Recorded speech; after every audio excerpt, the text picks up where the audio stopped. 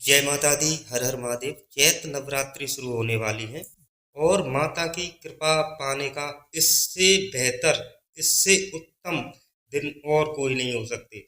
नवरात्रियों में माँ अपने भक्तों की सभी मनोकामनाएं पूर्ण करती हैं। माता का पूरा आशीर्वाद अपने भक्तों को नवरात्रों के दिनों में प्राप्त होता है। यही वो दिन हैं जिनमें साधक बड़ी से बड़ी सिद्धियां प्राप्त कर सकते हैं। माता को प्रसन्न करने के लिए सभी लोग अपने अपने सामर्थ्य के अनुसार, अपने अपने ज्ञान के अनुसार जो कुछ भी उन्हें पता होता है, वो पूरी विधि विधान के साथ में जितना उन्हें पता है, माँ को प्रसन्न करने के लिए लग जाते हैं।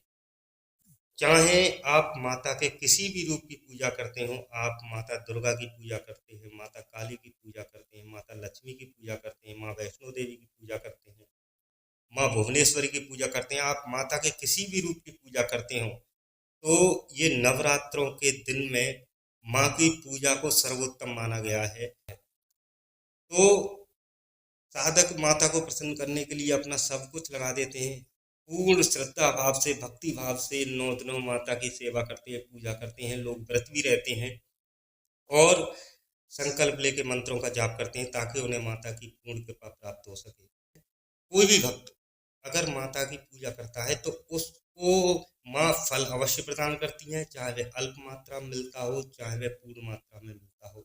लेकिन साधक हताश जब हो जाता है, जब वो पूरी श्रद्धा भाव से माता की पूजा करता है लेकिन उसे उस हिसाब से फल नहीं मिल पाता है। किसी भी चाहे वो माता हो या फिर किसी भी भगवान की पूजा अगर आप करते हैं, किसी भी इष्ट देव, आपके जो भी इष्ट देव हैं उनकी आप पूजा पाठ करते हैं, उनके मंत्रों का जाप करते हैं, आप किसी भी देवी देवता की पूजा करते हैं, चाहे वे माता की पूजा हो या फिर किसी अन्य भगवान की पूजा हो, जो भी आपके इष्ट देव हैं आप उनकी सेवा पूजा करते हैं, तो आपको ये अवश्य ध्यान रखना चाहिए, विश्वास, आपका जो श्रद्धा भाव ये कितना है। आपका अपने इष्ट के प्रति पूर्ण विश्वास और पूर्ण श्रद्धा भाव होना आवश्यक है, तभी वो कृपा मिलती है। क्योंकि जो हमारे विचार हैं वही हमारे ओर जो ऊर्जा को एकत्रित करती है। जिस प्रकार का हम विचार करेंगे हमारे चारों ओर उसी प्रकार की ऊर्जा का आवरण हमारे चारों ओर बन जाता है। तो इसलिए अपने विचारों को पवित्र रखें और अपने विचारों को सकारात्मक रखकर ही किसी भी कार्य को करें। अब माता की जब सेवा पूजा करते हैं नवरात्रों में, पूर्ण भक्ति भाव से, श्रद्धा भाव से घट स्थापना करते हैं, माता के मंत्रों का जाप करते हैं, संकल्प के साथ में करते हैं या फिर बिना संकल्प के साथ में करते हैं, 9 दिन का व्रत करते हैं, तो जिस किसी इच्छा के लिए कोई भी साधक माता की पूजा करता है, उनके व्रत करता है, उनके मंत्रों का जाप करता है, तो वह जब हताश हो जाता है, जब उसे उसमें कुछ विशेष देखने को नहीं मिलता, उसे हल्का फुल्का ही कुछ प्राप्त होता है, उसकी जो इच्छा है वो पूर्ण रूप से पूर्ण नहीं हो पाती, तो साधक फिर निराश हो जाता है और उसका मन पूजा से भटकने लगता है। आपको अगर इन दो बातों को ध्यान में रखते हुए आप माता की सेवा पूजा करते हैं तो नवरात्रों में माता की पूर्ण कृपा के साथ में आपको आपकी पूजा का पूरा फल मिलेगा। ये बात बहुत साधारण सी है, ये दोनों बात आपने सुन भी रखी होंगी और ये माता की क्या किसी भी भगवान की कृपा पाने के लिए इन दो बातों को ध्यान रखें। चाहे आप नवरात्रों में माता की पूजा करते हो या आपके इष्ट देव कोई भी भगवान हो, भगवान शिव हो, भगवान विष्णु हो, महावीर हनुमान बाबा हो या फिर अन्य कोई भी भगवान हो, आपको ये दो बातें ध्यान में रखते हुए पूजा पाठ अगर आप करते हैं, चाहे हम नवरात्रि में करें, चाहे आप किसी भी अन्य दिन किसी भी देवी देवता की पूजा करते हो, तो इन दो बातों को गांठ बांध लें, तभी आपको आपके इष्ट देव की पूर्ण कृपा मिलेगी। आप जो भी चाहते हैं वो मनोकामना आपकी अवश्य पूर्ण होगी। क्योंकि ये देखो, सर्वप्रथम आपको ये ध्यान में रखना है कि हम लोग पूजा पाठ करते हैं अपने इष्ट की, पूरी श्रद्धा भाव से पूजा पाठ करते हैं, फिर उनकी कृपा प्राप्त नहीं हो पाती, हताश हो जाते हैं, चौकियों पे भगते हैं, इधर उधर जानकारी करते हैं, अपने अनुभव बताते हुए फिरते हैं, जिससे आपके अनुभव भी होना कम हो जाते हैं आपको। तो आपको ये दो बात ध्यान रखनी है कि आप किसी भी देवी देवता की पूजा करते हैं तो सर्वप्रथम आपको ये ध्यान रखना है कि आप अपने घर के देवी देवताओं को जब तक साथ लेकर नहीं चलेंगे, आपकी पूजा फलित नहीं होगी, आपको उसका फल प्राप्त नहीं होगा। आपके देवी देवता, आपके जो घर के देवी देवता हैं वह कौन से हैं? आपको आपके पितृदेव को पितृदेव को साथ में लेना पड़ेगा और साथ में आपको आपकी कुल देवी कुल देवता को साथ में लेना पड़ेगा। अगर आपकी कुल देवी है तो आप कुल देवी के साथ में लें, अगर आपके कुल देवी कुल देवता दोनों हैं तो दोनों को साथ में लें, अगर आपके कुल देवता है तो कुल देवता को साथ में लें। देखो, बहुत से 90% करीब व्यक्ति ऐसे हैं इस समाज में जिनको ये ही नहीं पता कि हमारे घर की कुल देवी या कुल देवता कौन है, और वह उनका पता नहीं लगा पाते हैं किसी भी कारण से।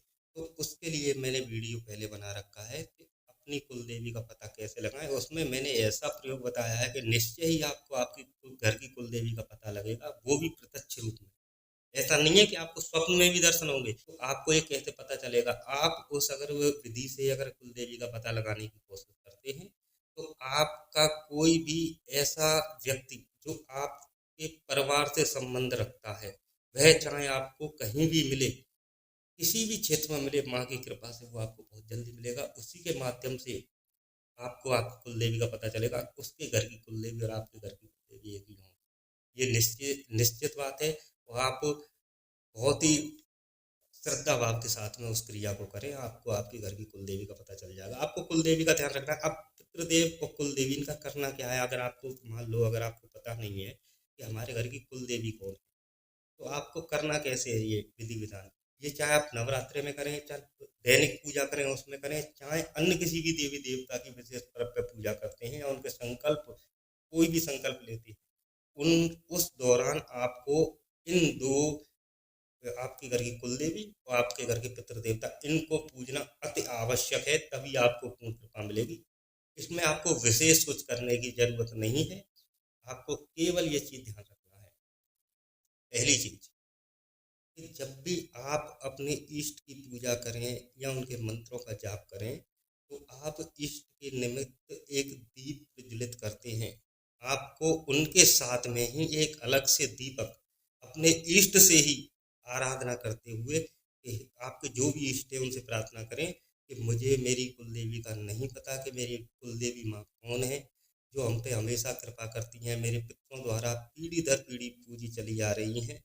माँ, मैं आपको नहीं जानता, मैं अपने इष्ट के समक्ष आपके नाम का दीप प्रज्वलित कर रहा हूँ। आप आए और इसकी ज्योति में विराजमान हो और हम पे, हमारे परिवार पे पूरी कृपा बरसाएं और हमारी हर विघ्नों से, हर प्रकार के संकट से हमारी रक्षा करें और मेरे सभी मनोरथों को पूर्ण करें। ऐसे करते हुए आपको आपके कुलदेवी के नाम का दीप प्रज्वलित करना है।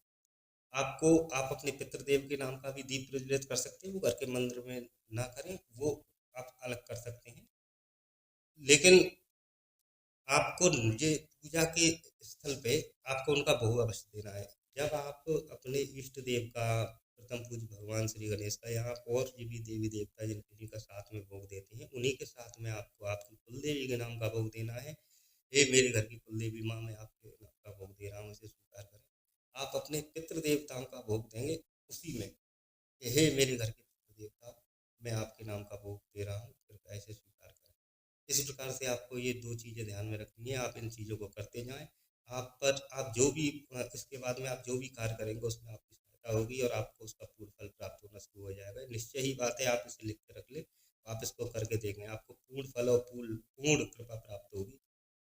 इसी के साथ में मैं अपनी वाणी को विराम देता हूँ और आशा करता हूँ कि मेरे द्वारा दी हुई जानकारी आपको पसंद आई होगी। माँ भगवती नवरात्रों में आपकी सारी मनोकामनाएं पूर्ण करें, आपका घर परिवार खुशहाली रहे और सुख शांति समृद्धि आपको प्रदान करें। इसी के साथ में जय माता दी।